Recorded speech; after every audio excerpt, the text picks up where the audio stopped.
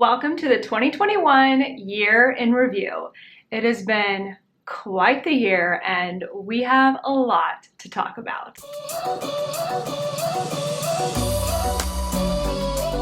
Hey everyone, it's Natalie, also known as Knitty Natty.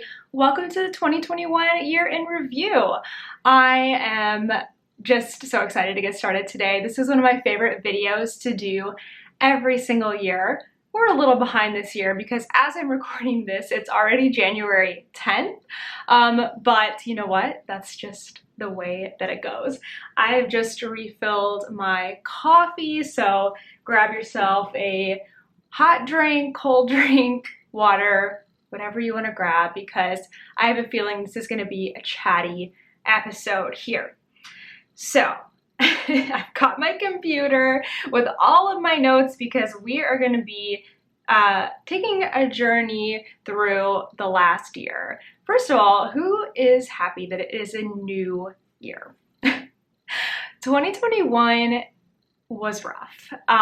For me personally, 2021 was a lot more challenging than 2020, and I am going to talk about that and talk about how that reflects in knitting and crochet throughout the episode today. It's not really an episode. I guess it's like a bonus episode today. Just to get started though, the past 3 years of reviews are linked down below. I started doing this in 2018. I was inspired by Jen, who has the Downseller Studio podcast. She's Boston Jen on Instagram and Ravelry. And she has an audio podcast, and she does the same thing. She does a year in review, and I just thought, you know what, I want to start doing that. And so we've done one in 2018, 19, and 20, and now we're doing the 2021 year in review. So if you want to go and look at the past and see how things have changed, you can catch up on all of those year in reviews down below.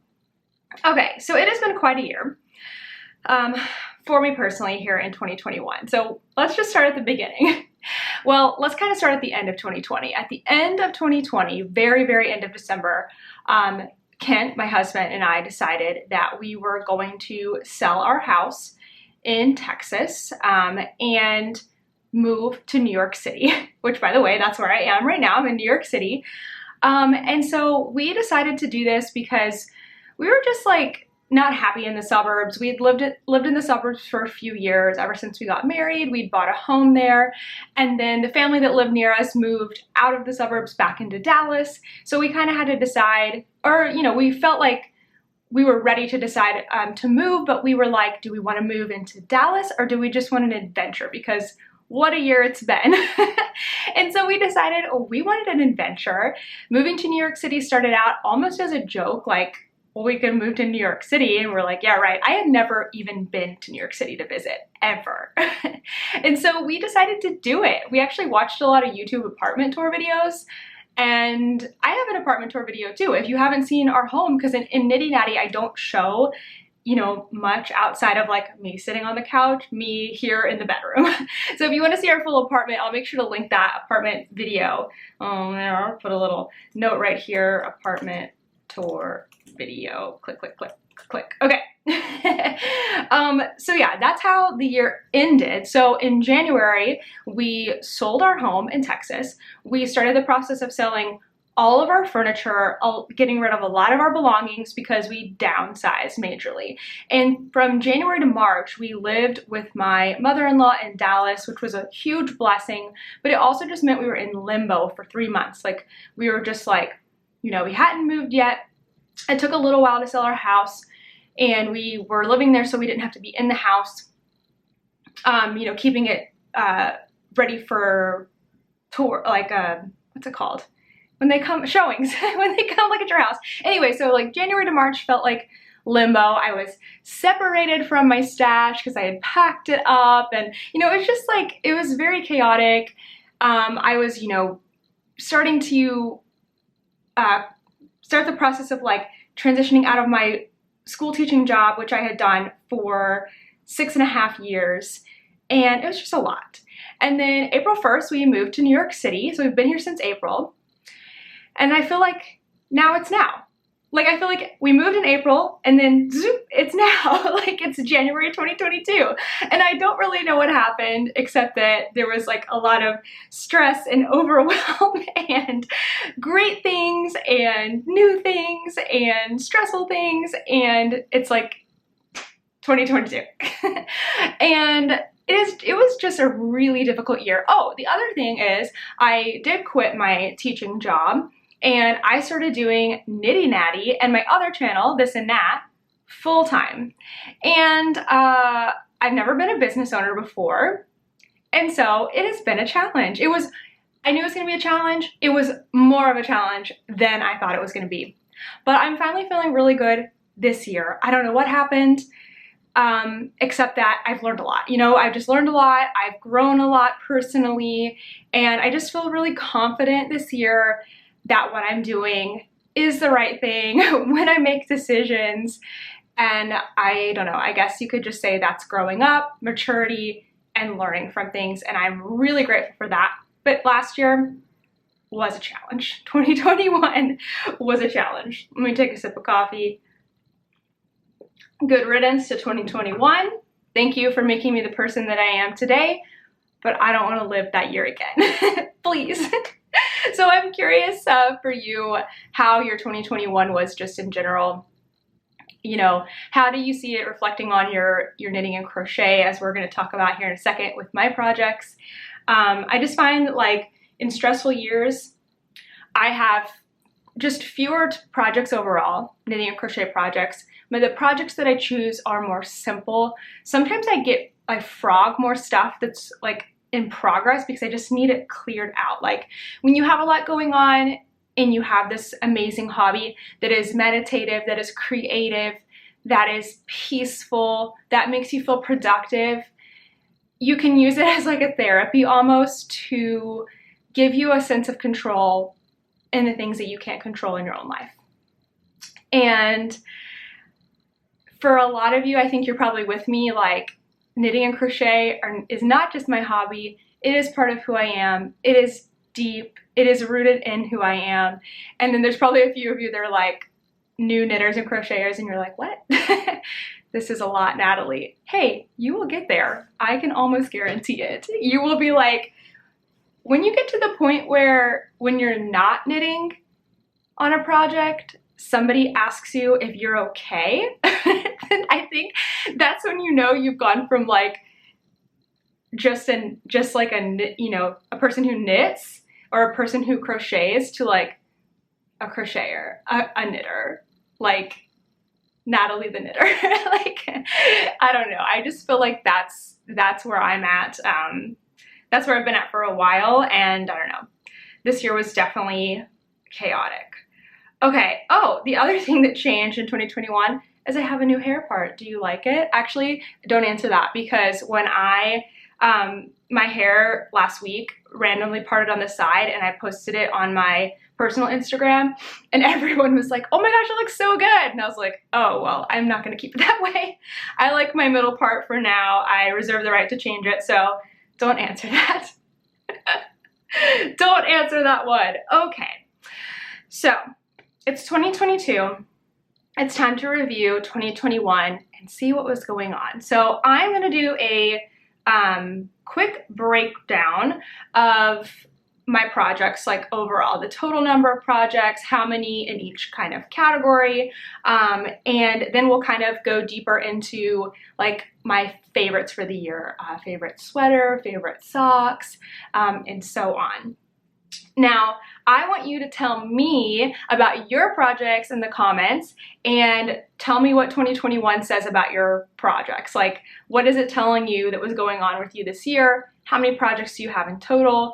How many projects knit versus crochet? Anything you want to share. It's so fun and fascinating to read that. I also have a template that you can share in your Instagram stories that will be on my Instagram highlights if you want to take a screenshot. And then I believe I'll be able to make it a downloadable thing if you look in the description box. There will be all kinds of links in the description box too that have my projects, my project page, anything that you might want to find. The only thing you're not going to find I forgot to show is my cute little shirt that I'm wearing, because these are no longer available. These were the limited time. Now this style of shirt is going to be available. This is a little cropped tie shirt that I'm wearing with my Costco joggers that are my absolute favorite. Go get the Eddie Bauer 2-pack of joggers from Costco. They're I think they're like 16 bucks or something. They're super cheap. So comfy. But this specific design is no longer available, but this style of shirt will be available soon with my new Love and Stitches logo that's coming at the end of January. All right, I think that is enough intro. Let's dive into the projects. We're going to start with some stats and some numbers. Now, if you want to find this for yourself and you keep track of your projects on Ravelry, go to Ravelry, go to projects, and then you can filter. So on, I think it's the right-hand side, you're going to see filter projects, do filter by year completed, and then choose 2021. That's how I got mine, how I made it easy for me to count all of this stuff up. Okay, so I have my 2021 stats right here. Here we go. In 2021, I completed a total of 28 projects. 27 of them were knitting, and 1 was crochet. There were 14 pairs of socks, 2 shawls, 6 sweaters, 1 hat, 2 cowls, and 3 other, which was cozies and a float tote. Dramatic pause. Okay, I honestly am like, didn't know what to expect for this year because of the chaos. So I was kind of ready for anything, and I wasn't surprised that I knit fewer projects in 2021 than the previous year. So for comparison, 28 projects in 2021 and 35 projects in 2020. And that didn't really surprise me at all because, again, of how the year went and all of the new changes and everything. I did notice, like, overall, that I made a lot of big projects this year. This past year, I made 6 sweaters. I made 2 giant shawls. I'm going to show you a couple things in a second. And yeah, I just wasn't really surprised by anything because the year was such a blur. I was going to be like not shocked if I realized I had made like 5 projects. Like, so I am not, when I look at my own numbers, it's not to feel bad about what I did. It's to see what I did and reflect on it and celebrate what I was able to accomplish despite a year that was extremely challenging for me. So I'm not upset with this. So overall, 28 projects in 2021 versus 35 in 2020. I had more crochet projects in 2020 as well, but everything else is actually super similar. So that kind of shows me that the past 2 years, I've been kind of feeling the same way, making some of the same things, making a lot of socks. And so that's kind of interesting to look at as well. I think I didn't actually pull the numbers, but I'm pretty sure for 2019 or 2018, I had like twice as many projects. So as Knitty Natty has become, shifted into a business, I have done less personal knitting. And I just think the types of things I like to knit have changed too. Like socks have been there, but then I started doing like bigger projects, less gift knitting, sorry, and just things have changed a lot. So it's kind of fun to be able to look back at all of that. I've been using Ravelry since 2008, which I think is the year after they started, or maybe it's the same, or maybe 2007. I can't remember. But I've been around Ravelry since the beginning, and I've been tracking my projects for the most part since the beginning. So I have a lot of really fun personal knitting and crochet data to look back at, which is great. Okay, let's go into categories. So I want to share my favorite pair of socks, my favorite sweater, and my favorite shawl for the year, as well as my most worn knit for the year. And I'm not going to go through every single project that I made. So if you want to explore, my generic project page will be available, linked down below. It's always in my videos as well. Okay, so let's start with my favorite socks for the year. My favorite socks for the year are these These are the Color Palette socks by Laura Moratz, and I'll have her pattern linked. I did modify the pattern quite a bit, so my project page will be on there too. I know for a fact that I changed to a Fish Lips Kiss heel. I also think that the original pattern had this texture on the bottom of the foot, and I changed that. And I want to say that there were originally 7 blocks of color, and I made it, yeah, 6. So these socks are from Sock Week 2021. This is the Moonglow Sharktastic Summer Sock Set. I want to say that you can still actually get this yarn because what Whitney does, Whitney of Moonglow, she puts together these kits and then she keeps these colors in dyed to order. So it's possible that you can still get these colors if they're like singing to you. What made me pick these as my favorite socks of the year is most of my other socks are plain vanilla and so they weren't that exciting, but these socks introduced me to knitting socks with mini skeins, which is not something that I had ever wanted to do before because of ends. And when I learned that I could knit over my ends so I could change color whenever I wanted to, control the stripe or the color of a pattern, but still not have so many ends, I was sold. So Whitney continues to make these amazing sock sets with a 50 or 100 gram main skein, which was the gray for this one, and then mini skeins that you can use, you know, whatever your preference is, however you want to knit them. So that was something new for me and something fun and exciting, and I knit these during and probably also after Sock Week. I can't quite remember, somewhere around July, August of 2021. So as far as my other socks go, I made some observations. So I knit 14 total pairs of socks. Only 1 were shorty socks. 3 were gifts. Although what's funny is I left one of the gifts here when we traveled for Christmas because I completely forgot. I knit it so early on in the year that I still have it and haven't gifted it to, it was either my brother's girlfriend or my mom or both. So they're still here, but 3 were gifts. And only 2 of them were patterned. This was one, and the other one is the, oh my gosh, it just went out of my head, but I know it's a cabled pattern. It's like Cabled Hearts by Maddie Hobbs, and it's right on the tip of my tongue, but again, it's in my project pages. Oh man, it was totally in my head before I said it, but those are the 2 pattern ones. 13 out of 14 socks had the Fish Lips Kiss heel, and only 1 had an afterthought heel because I used self-striping for the whole thing. So I feel like I've settled into a formula for my socks. I also knit almost all the socks with a medium length leg. For me, that means 40 rounds of stockinette, 20 rounds of ribbing, so a 60 round like leg in total.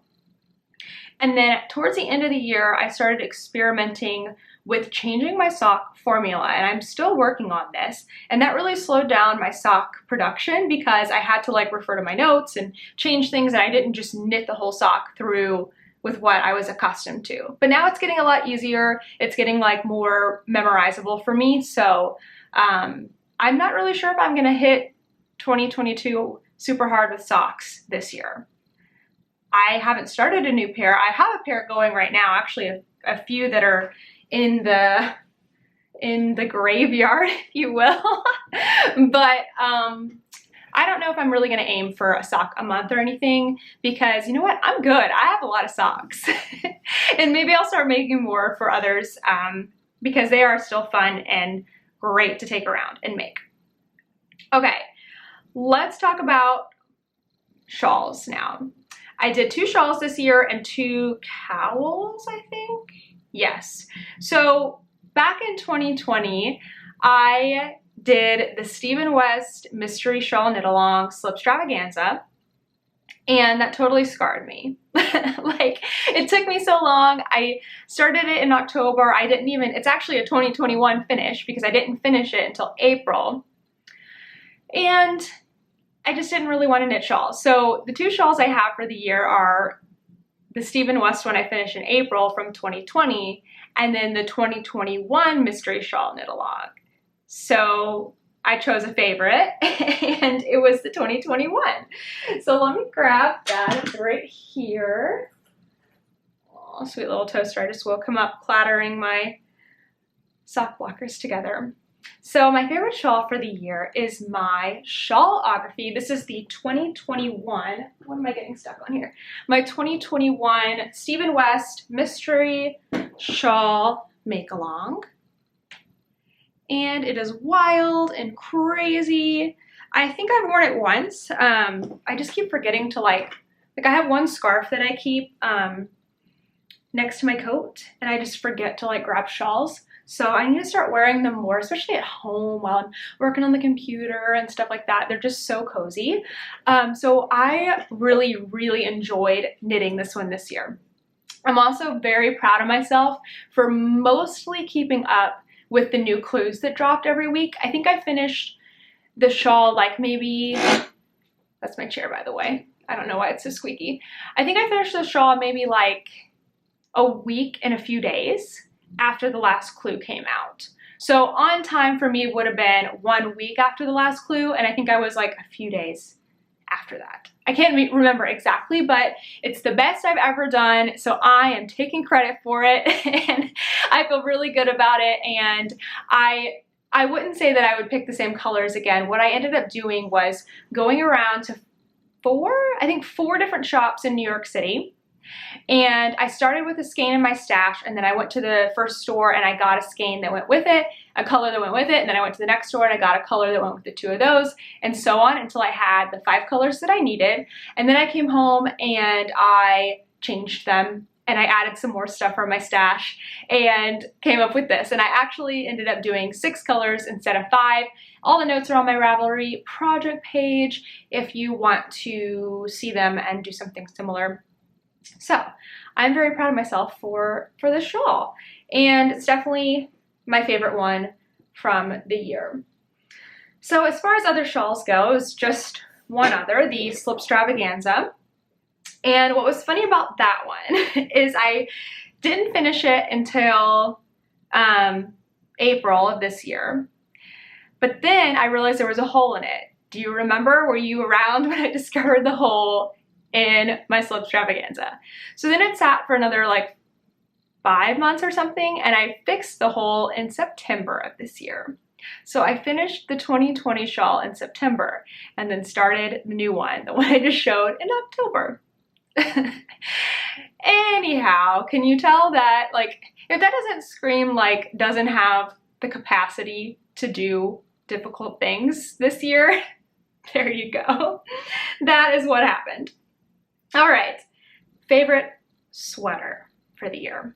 I'm really proud of myself for making 6 sweaters this year. They were all knit. I did a baby pullover, and then I made myself the rest of them. I did 2 cardigans, 2 tops in the summer, and 1 pullover. I went to Rhinebeck for the first time this year, and I had 2 sweaters that I wore there, and that was definitely super motivating to get them finished.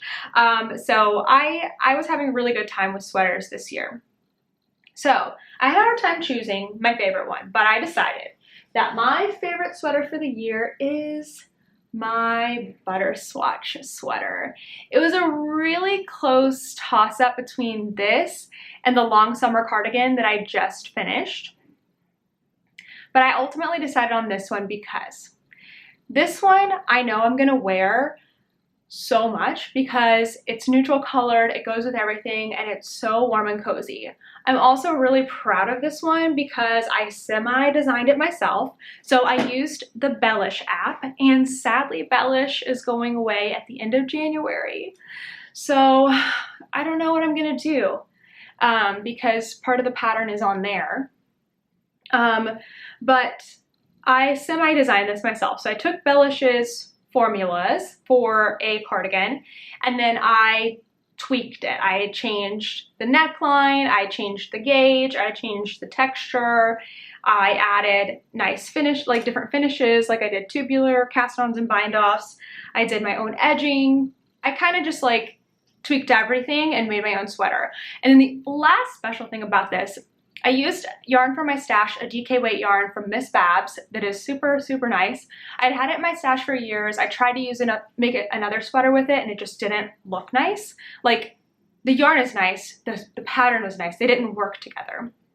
So I went to Knitty City, which is the closest local yarn shop to me here in Manhattan, and I got this amazing mohair yarn from Madeline Tosh, and it was dyed. It was a special color for Knitty City, for that local yarn shop, called Knitty City Lights. So it's harder to tell when it's knit together with the gray. I held the gray that I already had in stash with the mohair. It's like a black mohair with pink and blue speckles, which looked like lights, like city lights. And I held it together and it just looks so cool. So now I have this like super special sweater, totally unique because I designed it and made it for myself with this special yarn that's from New York City. Well, actually, you know what the coolest part is? So I grew up in Tennessee, I lived in Texas for 7 years, and now I live in New York City, and this sweater has all three things because Miss Babs yarn is dyed in Tennessee, Madeline Tosh yarn is made in Texas, but the color of the Madeline Tosh mohair yarn is a special New York City colorway. It's like a trifecta sweater. It's the best thing ever. Gosh, it's so cozy, and it was so easy to knit too. It would have been faster. It's fast, but it would have been faster if I hadn't redone the neckline like a million times. But anyway, I don't remember what I was saying. Oh, the mohair. What was so cool, and I can't confirm that this is what happened, but when I went and got the mohair from Knitty City, it was like in a bottom shelf, like there was like 30 skeins of mohair. You could just tell it had been sitting there for a while. Like they had it, it was special, people bought it, and then like people had stopped buying it, so they just put the rest like on a low shelf, right? This was not a new yarn. And so I bought what I thought I needed, which was enough. I actually had more than enough. And then I talked about it on the podcast, and then the next time I went to Knitty City a few weeks later, I was with my friend Rebecca, I think, or no, I can't remember who I was with, but I was asking if they had any of the same color, the Knitty City Lights, and they're like, you know what, we are almost sold out of it. There was like 2 skeins left. They're like, we don't know what happened, but everyone's buying it all of a sudden. And again, I can't confirm this, but I want to hope that, you know, the Knitty Natty community saw the yarn, loved the yarn, and supported this local yarn shop and bought it all up. That's what I want to think in my head. They also had a yarn crawl then, so that probably was what it was. But anyway, so this sweater, because of all of those fine details, just had to be my favorite. It is so cozy. I love it so much. And yeah, I'll link my project page, and I don't want to take this off, but I'm actually a little warm, so I'm going to take it off. Okay, I have one last project I want to talk about specifically, and that is my most worn make of the year. And I have worn my makes a lot more because we're in New York City now, and it's cold. Like, I don't know what the temperature is. Let me see. Right now, it is 29 degrees. So that's pretty cold, and I'm taking toaster out 3 times, so 2-3 times a day, depending on how Kent and I split it. So I have been wearing this hat every single day. I actually just got a new hat from a friend that I've been alternating with this one, but until then, until I got that one, it was this. This is the Muscle Burrow Hat by Isolde Teague, and I finished this early in the year and then didn't wear it for a really long time. It is a doubled up stockinette hat, and the pattern has multiple gauges so that you can kind of take any yarn. I don't think you can do a super bulky yarn or a lace weight yarn, but fingering maybe to like chunky, I can't remember exactly. You can take that and you can make this pattern, and then there's multiple sizes. It's just like a really good investment in a hat pattern. I plan to make Kent one eventually. I've got some yarn that he picked out that I think he'd really like. So what's cool about it, like I said, it's double layered. You make this, like, you start at the, I don't know which end. You increase, it's got these beautiful increases like that. Crisscross increase. and then you knit forever, and then you decrease, and then you fold it inside itself, and it becomes a double layered hat. And it's just easy. It's a great way to use up a single skein of fingering weight yarn that maybe is too delicate for socks, or you just want to use a lot of it because this uses a lot of yarn. And it's just a really great hat pattern, and it is definitely my most worn for the year.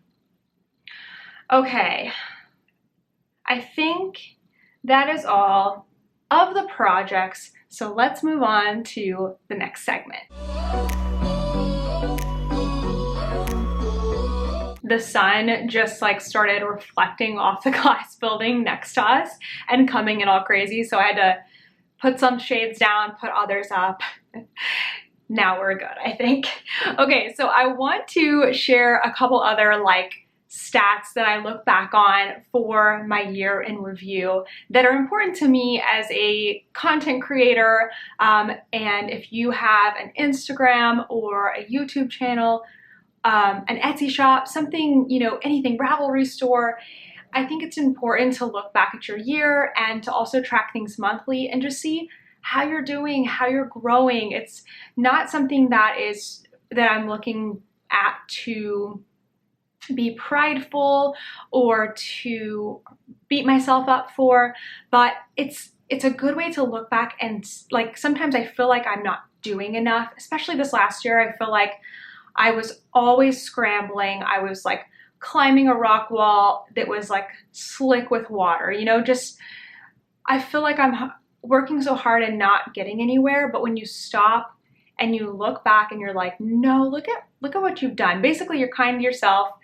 looking at it from an outside perspective, and it just helps a lot to see what has happened and where you've come from. So I'm going to share these things not to be braggy or anything, but as an exercise of like, this is how I look back and celebrate what I've done for myself, and I totally encourage you to do it as well, and however it applies to your own life. Okay, so let's talk about videos first on YouTube. So in 2021, I posted 104 Knitty Natty videos. This is actually less than I have done in the past year. A little sparser, I think, because I had a lot going on.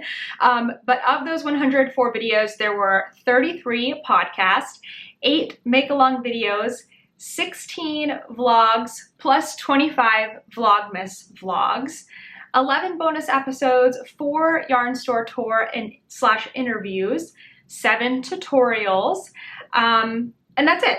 That adds up to 104 videos. So it's kind of nice to look at that because I just felt like I was so inconsistent throughout 2021 to look at that and say, you know what, I actually still did quite a bit of what I intended to do. And things aren't changing much for 2022, at least right now. I plan to continue with weekly podcasts on Thursdays and an additional video with that. You might see a few more tutorials because I'm going to be publishing patterns again this year, and that kind of brings with it more tutorials. So that's what you can expect for 2022. Your favorite video of 2021, this is by views. I figured out, I looked and saw like which of my new videos had the most views by far. No, actually not by far. There were 2 that were pretty close, but the top one was a vlog called Knitting All Day. And it was a vlog from when I first got to New York City and I finally reunited with my projects and my stash. And I was like, okay, I have like 5 projects that are almost done. I just need to get them organized. And I just had a big like knitting catch-up day, and y'all loved that video. It is the most viewed video of 2021. So I will link it below if you want to go watch that. If you weren't around here in, I think it was May. If you weren't around in May of 2021, or you want to go back and watch something, I will post that for you. The second most viewed video was a Rhinebeck review, and it was pretty close under that. So it was my honest Rhinebeck review video with my friend Rebecca, and y'all really liked that one as well. Okay, make-alongs. In 2021, we had 4 make-alongs. We started the year with Make 30 for 30, which we are not doing this year. Then in the second half of the year, we had Sock Week, fall garment make-along, and sockmas, all three of which will return for 2022. So that's not happening till the second half of the year. Stay tuned. We might have something in the spring, and I will be sharing details if we do on Instagram and here.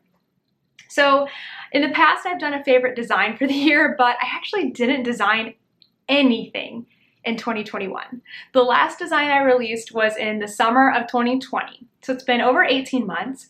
And I just have to, like, I don't know, credit this to being super overwhelmed. I just wasn't in the mindset of like designing a pattern.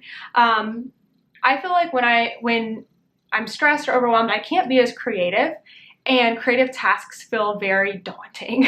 And so that's how I felt the whole year. And I just never got to a place where I was really feeling confident or good enough to write a pattern. And so I just didn't. And I was feeling more and more guilty the more I shared with like soon, and I have these ideas and coming soon. And so I just even stopped saying that. I was like, I don't even know. I'm not even gonna say anymore. Like, I might work on something for like a day and be really excited about it, and then I would just like lose that, or like something else would take over and fear would come in, and I wouldn't do it. So like I shared in the beginning, I'm feeling more confident this year. I'm feeling a lot better. I'm in a better state of mind, and I'm already designing, and I'm so excited. And so I feel a lot more confident telling you that I'm going to be designing this year, because I already am. I have one pattern already in the works with testers right now, and I hope to have many more. So just stay tuned, because I will share if I have more patterns coming out, if I need testers and all of that. Instagram is usually the best place to find that. Even though I didn't put out any new patterns this year, y'all were still buying my patterns and supporting me, which I just appreciate so much. And your favorite pattern of the year, just like 2020, was the yarn cozy. And not just like one or the other, y'all really liked both. And the pattern that was purchased the most in 2021 was the yarn cozy bundle, which includes both sizes of the yarn cozy. I brought them over here. So this is the yarn cozy. Basically, you can knit yourself from yarn a cozy to put around your next ball of yarn. So they're just really fun to make, easy to make, quick to make, and they're wonderful for using up leftovers. I can't remember exactly how much yarn this uses, 30 grams maybe? It's nice when you have like, you knit a pair of socks and you still have almost half a skein left over. You can make yourself a cozy and still get to enjoy that yarn in another project and not have so much left over. Sometimes it's too much for like a scrappy blanket. So that's the 100 gram size. It fits 100 grams of fingering weight. I find I can fit 100 grams of DK weight as well in here. And then the other is, there's the 50 gram size, which is this one. Mine's popping out of the top. You can see this one has faux cables on it. There's a couple different designs. And then there's also a 20 gram size. So the bundle has all three sizes, or you can get just the 100 gram or the minis, which are the 50 and 20 gram ones. So that was the most popular pattern for 2021 by far. Now, other things that happened this year, or this past year, it was the very first year of the Love and Stitches membership, which started in January and went throughout the entire year. We just closed it for the first quarter of 2022. The membership grew and changed a lot throughout the year. If you're watching and you're a member, or you were a member in 2021, thank you for trusting me and allowing me to make mistakes and develop things throughout the year. The membership is now like it's not even, don't want to say smooth sailing ship, because I feel like we're not done growing. So it's not just like operating at the same level. It's like a cruise ship where there's like a big party going on, and we're like adding new things, adding new people, doing more exciting stuff, but like we got a steady base going on, you know what I mean? So if cruises scare you, then ignore this analogy, but like we're doing big, exciting, and fun things in 2022. like I said, we just closed the membership because we're only opening it every quarter. So if you missed out and you want to join, look for it to reopen in April. We just doubled the membership, which is super exciting. So we're readjusting, and our members are like helping me run different things like swaps and make-alongs, and we're just having like, it's really, really exciting. So that was something big in 2021 that was brand new and has been really impactful and really amazing. It was the first year I took Knitty Natty full-time, officially as of April, so I haven't even hit a year yet. But boy, was that a transition, and I will be grateful that I never have to go through that like shock of starting a new business. The pressure from having it be a secondary income to I need this business to put food on the table and pay the rent. Sorry, I'm trying to say something serious and this fluff ball is going around. But just that transition, the stress, I think that was like a big part of the stress from 2021 was like just being scared that it wasn't going to work. And so I was totally getting in my own way over things. And I feel like I'm finally coming up for air, and I'm feeling confident, and I'm feeling much, much better. We introduced Knitty Natty merchandise in 2021, wearing some right now. I have like so much of it, I need to chill out. And then I also started doing private lessons, virtual private lessons, and online classes in 2021. So it was a huge year, very, very exciting. And again, I look back on those things to reflect and, you know, build confidence and trust in myself that, hey, like I'm doing a good thing here. I am doing a good job, even though I'm not doing a good job every single moment or every single day. Like it may not feel like it. Overall, like this has been amazing, and I'm getting to where I want to be and reaching my goals. So speaking of goals, I do have some for 2022.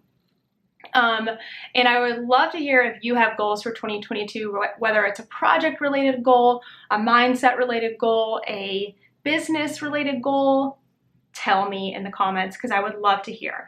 So these, I'm going to share my growth first. Again, not to brag, but to inspire you. If you are, if you have a YouTube channel or an Instagram account, a TikTok, an Etsy shop, a Ravelry page, I strongly encourage you to track your growth every single month. I like to do mine on the first of the month, and I have a little tracker that you can copy and turn into your own. So I'll leave that link below, but you can use this tracker to just plug your numbers in on the first of every month. And I just find it helps so much to like see, like trust yourself and celebrate yourself for little wins, because you may not remember where you were January 1st of 2021, and here you are in 2022 going, oh, December wasn't a good month. But then if you look at the year, you actually did amazing things. So I just encourage you to track things because it just helps so much to actually see that you are getting things done. So I'm going to share my Instagram and YouTube growth goals from 2020 to 2021 that were achieved. Again, not to brag, just to share inspiration, especially if you're in the same place. I did a whole video on this. I don't remember what it's called, but I have been doing this for 4 years.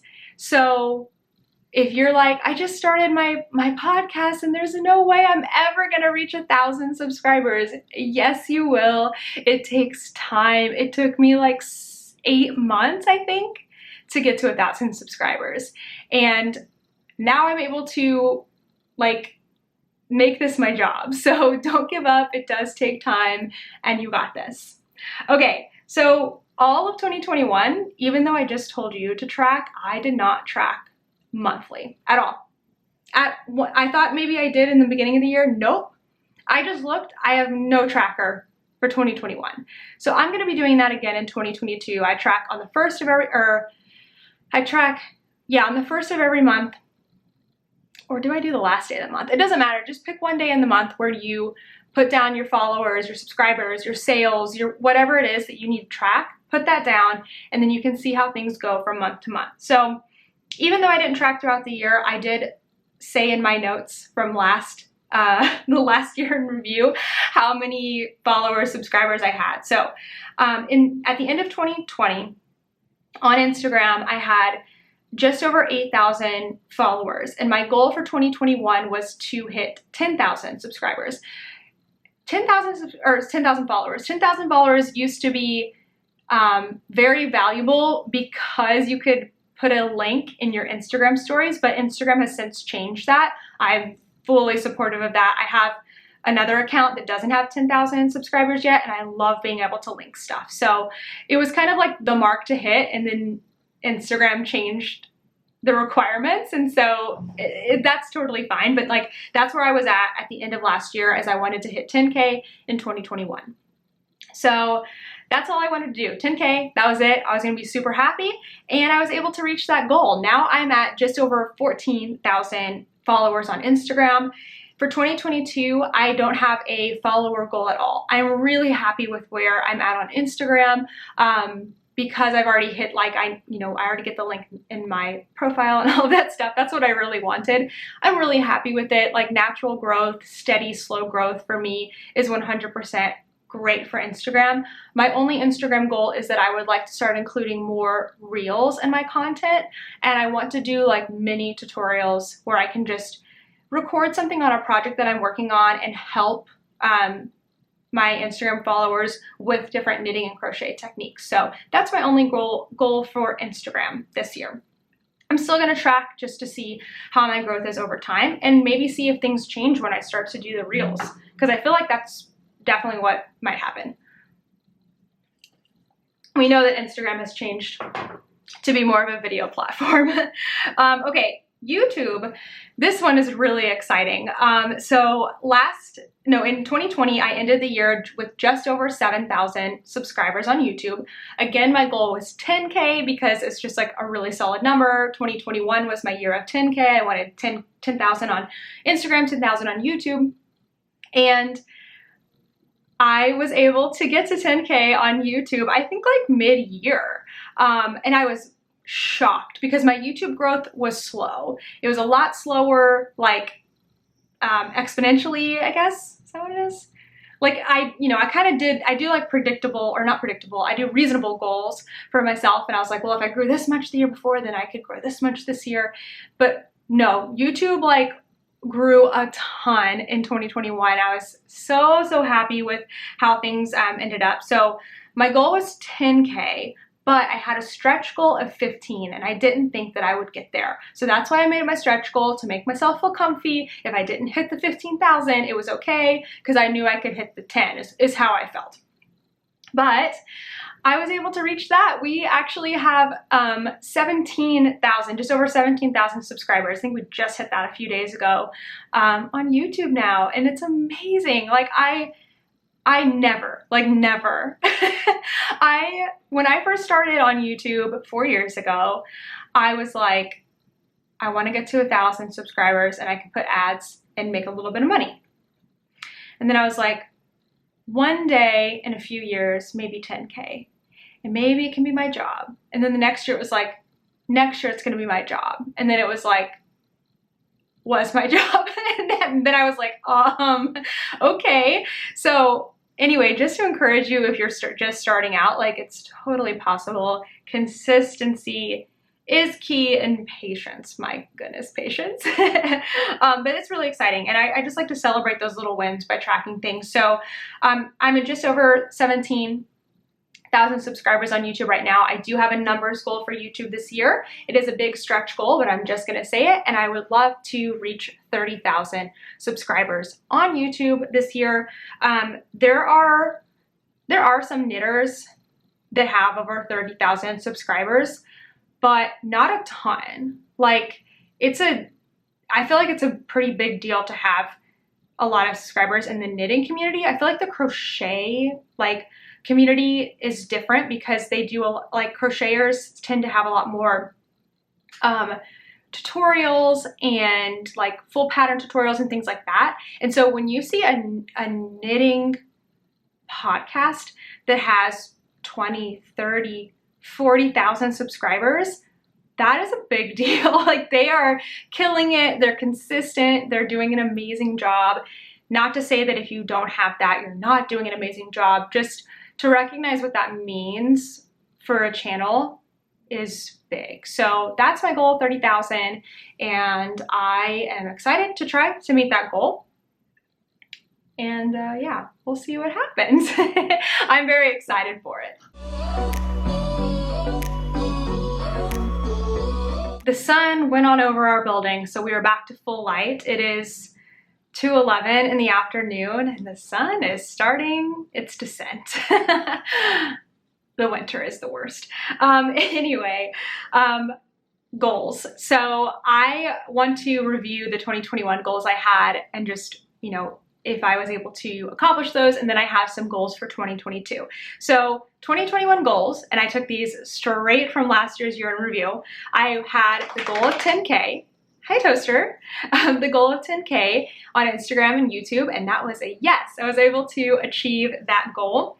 I had a goal to make a membership, and that happened, and it's thriving, and it's still going in 2022, which is amazing. I had a goal to do make merchandise, and that happened, so that's another check. I had a goal to do 6 designs, and that did not happen. 0 designs were made in 2021.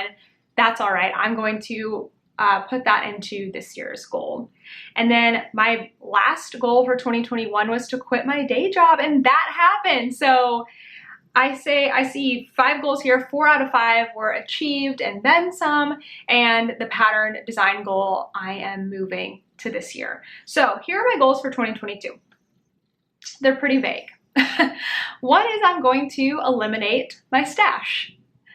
I will talk more about that soon because I'm planning to get organized and record a video while I'm doing it, but I would like to not have stash anymore. I will probably have a few skeins of yarn because emergency sock knitting is always needed.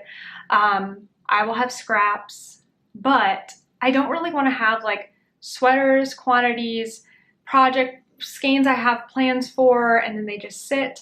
I want the freedom of seeing a pattern and going, yeah, I'm excited to make that right now. What colors do I like right now? And then be excited and work on that project. So I'm still exploring what this is going to mean for me, and I will share more as I figure it out, but eliminate stash. I've been working on it for years, paring down, paring down, paring down, simplifying, and now I'm ready to get rid of it. My second goal for 2022 is not to fill my plate with projects. I don't think I'm ever going to be the kind of person that has one project going at a time, but I am learning that I do a whole lot better. I'm a whole lot happier and less overwhelmed if I don't have that much to focus on. So having one focused project and then maybe a secondary thing is probably what's right for me. So I haven't cast anything on new this year except for a hat that I'm doing with my membership. We have a make-along going on, and I already feel like I'm at the max. I wanted to start a cable sweater for the Cables Mouth that Kay and Lindsay are hosting, and I was like, no, I can't. I'm not filling my plate. I'm not overwhelming myself. I don't want projects sitting in my bins, like not getting worked on. And that's just a decision that I'm making for me. Absolutely, like, zero judgment if you like to have, you know, a variety of things to choose from. It's just, this is not what's working for me right now. And so I'm figuring out what does, and that's to not overfill my plate with projects, even if that means saying no to things. Secondly, this is like, well, it's the third thing, but like, it's kind of a part B of what I was just sharing about projects. Overall, with knitting, with any knitting kind of business thing like make-alongs, classes, courses, designs, stuff like that, my goal this year is to go deeper into fewer things instead of spreading myself thin and doing a lot of things poorly. I guess poorly is maybe not the right word, because what that's telling me is that I think that I've been doing things poorly, which I'm an Enneagram 1, and so that is probably what my brain is telling me, but I want to do things completely and wholly and really be invested in it. Example, for the make-alongs that we had in like Sock Week, I felt like I was in it, I was involved day to day. Fall Garment Make-Along and Sockmas, I just like, it was like so much was going on that I was just like, I couldn't be there. I couldn't be in, like, mentally, I couldn't be there. I couldn't be in the Ravelry comments every day. I wasn't posting every day about things. I was just like struggling, and I was doing too much. That's the reality of it. It's nobody's fault except for mine. And so instead of doing that, I'm looking at things and making decisions and making sure that I am giving myself lots of time and space, mental space, physical space, to do things well and be involved in them. And for me, that means doing fewer things so that I can be fully immersed in them rather than do lots of things not so well. It's a vague goal, but that's just like what I'm going to be asking myself when I decide to commit to things this year. Last goal, 6 designs for the year. I've got one already in progress. It's going to come out February 1st. I have a pretty good idea of what my next one is going to be, but I'm not getting too far ahead of myself after that. I'm just going to let myself finish something, do it well, and then move on to the next pattern. So I'm excited for these. Eliminate stash, not fill my plate with projects, focus on fewer things and doing them well, and 6 designs. Those are my goals for 2022, and I would love to hear what your goals are as well. So please let me know if you have a project-based goal. Sorry for kicking the camera. If you have a project-based goal or something more, vague like mine, please share them. I would love to hear it. Okay, I have a few whips that came from 2021 into 2022. I try as hard as I can to kind of clean the slate, but this year it just didn't happen. So the whips that I have coming over, I have my Rainbow Sea Glass Tee. I'll link all these projects. My Rainbow Sea Glass Tee that was an Advent project that came over into 2022, and my Sockmas socks. So those 2 projects. I also have a couple of sock projects that are in hibernation. I think there's 2 of them, but they've been in hibernation for a few months, and so to me they're like not even on my radar. They're like just in that knitting graveyard in the bins that I have under my new yard, and I will get to them when I get to them. It helps me to say I'm not going to work on those right now. I've decided I'm going to work on them later, and they're in hibernation on my Ravelry project page and not a current whip. So there we go. So I think I technically have 4 or 5 projects that I'm bringing in from 2021 to 2022, but that were currently in my knitting bag, 2 of them, a sweater and a pair of socks. So not too terrible. There are no rules in knitting. These were rules I made for myself, but I like to get a grip on things going from month to month and year to year. And so hopefully by not adding to my plate too much, I will be able to complete some of these things before casting on new ones. All right, that is it for the 2022 year in review. I want to hear what your goals were again. I want to hear what projects you were working on. What do your 2021 projects like say about your year? How many knitting projects, how many crochet projects, how many socks, how many shawls? Did you knit a ton of dishcloths this year? Why? What were you doing that had you making all those things? Did you make lots of gifts this year?